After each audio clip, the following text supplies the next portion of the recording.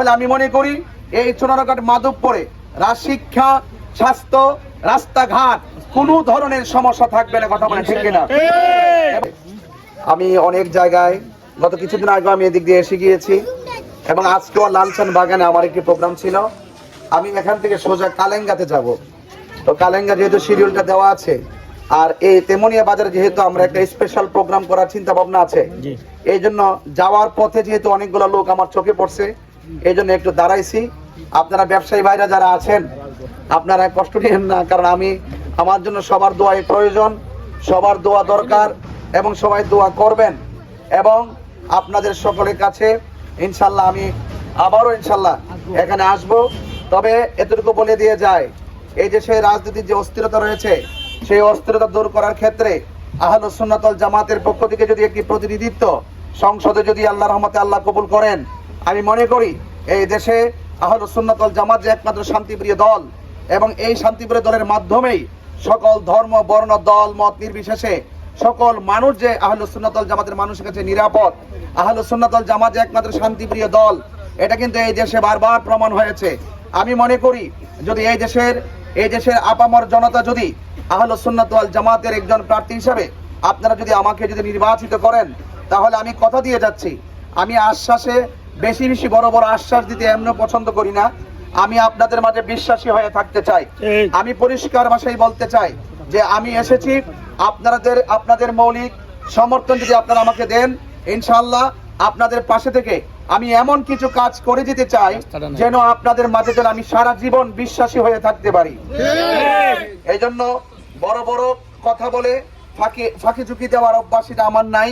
কারণ আমি চাই যে রাষ্ট্রের পক্ষ থেকে যে বাজেট আপনাদের জন্য নির্ধারণ করা হবে, জনগণের টাকায় জনগণের জন্য যে নির্ধারণ করা হবে, এই জনগণের যাবতীয় সমস্যা সমাধানগুলো করতে গেলে বাজেট অনুযায়ী যদি সুষম বন্টনীতির আলোকে যদি সমাধান করা যায়, তাহলে আমি মনে করি এই চুনারঘাট মাধবপুরে শিক্ষা, স্বাস্থ্য, রাস্তাঘাট কোনো ধরনের সমস্যা থাকবে না। কথা বলে ঠিক কিনা?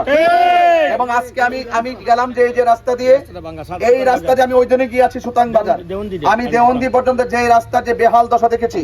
আজকে আমি লালচান বাগানে গেছিলাম, সেখান থেকে ওই যে শাহাজি বাজার যে রোড একদম শাহপুর যাওয়ার কথা আছে, আমার এই রুটটাও শাহাজি বাজার যে বেশি দূরত্ব না, আমি খেয়াল করেছি মাত্র 4 কিলোমিটার হবে। আসলে বড় কথা কি জানেন, এই সমস্ত বিষয়গুলো কিন্তু সমাধান করতে করে বিশাল কিছু লাগে না, একটা বিশাল মন লাগে। কথা বলেন ঠিক না? এই জন্য আমি আপনাদের সমস্যাগুলো আংশিক সমাধানের আশ্বাস দিচ্ছি না। আমি চেষ্টা করব চা শ্রমিক থেকে শুরু করে মেহনতি মানুষ থেকে শুরু করে ধর্ম, বর্ণ, দল, মত নির্বিশেষে যে সমস্যাগুলো আছে, সেই সমস্যাগুলো যেন আমরা চিরস্থায়ীভাবে সমাধান করতে পারি, সেই জন্য আপনাদের মৌলিক সমর্থনটা এই মোমবাতির প্রতীকে আপনারা দিবেন। আর আল্লাহ পাক যেন আমাকে সে বিজয় দান করেন এবং ধর্ম, বর্ণ, দল, মত নির্বিশেষে সকলেই যেন মানুষ হিসেবে যেন মানুষের মৌলিক অধিকার নিয়ে যেন তারা বাস করতে পারে। এবং আপনাদের যে কোনো সমস্যা আমার কাছে অন্তত পক্ষে বুক ফুলিয়ে এবং হাত মিলিয়ে এক জায়গায় বসে রেস্টুরেন্টে বসে চায়ের দোকানে বসে আমার কাছে বলতে পারবেন। আমি এই মনোমানসিকতা নিয়ে আপনাদের কাছে এসেছি।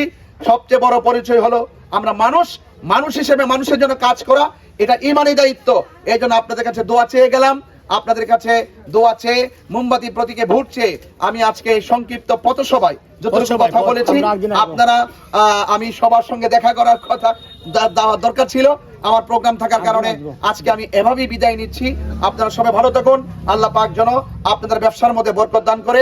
সবাই মিলেমিশে থাকবেন। জয় হোক মেহনতি মানুষের, জয় হোক মানুষের, জয় হোক সুবিধা বঞ্চিত সকল মানুষের। আর প্রত্যেকটা মানুষ যেন মৌলিক অধিকার নিয়ে বুক ফুলে চলতে পারে, আল্লাহ পাক যেন সেই তৌফিক দান করে। আল্লাহুম্মা আমিন। রব্বানা যালামনা আনফুসানা ওয়া ইল্লাম তাগফির লানা ওয়া তারহামনা লানাকুনান্না মিনাল খাসিরিন। আল্লাহ আপনি আমাদের আয়োজনকে কবুল আর মঞ্জুর করে নেন। আল্লাহ এই মাত্র মাইক একটু স্পিকার ধরার সাথে সাথে অসংখ্য মানুষ ব্যবসা সবকিছু ফেলে দিয়ে আমি গুনাহগারের কথাটা শোনার জন্য দাঁড়িয়েছেন। আল্লাহ যে কথাগুলো বলেছি, আল্লাহ সেই কথাগুলো যেন আমি যেন অক্ষরে অক্ষরে পালন করতে পারি, সেই তৌফিক আমার দান করেন। আল্লাহ রাষ্ট্রযন্ত্রের গুরুত্বপূর্ণ জায়গায় আহলুস সুন্নাত ওয়াল জামাতের প্রতিনিধিত্ব আপনি কবুল করে দেন। ধর্ম, বর্ণ, দল, মত নির্বিশেষে এই বাংলাদেশে আপনি সম্প্রীতির বাংলাদেশ বানিয়ে দেন। আল্লাহ আমাদের মা বাবা যারা কবরে চলে গেছেন, ওই কবরটাকে জান্নাতের বাগান বানিয়ে দেন। বিহুরমাতে সাইয়্যিদুল মুরসালিন ওয়া আলা আলিহি তাইয়্যিবিন তাহিরিন লা ইলাহা ইল্লাল্লাহু মুহাম্মাদুর রাসূলুল্লাহ।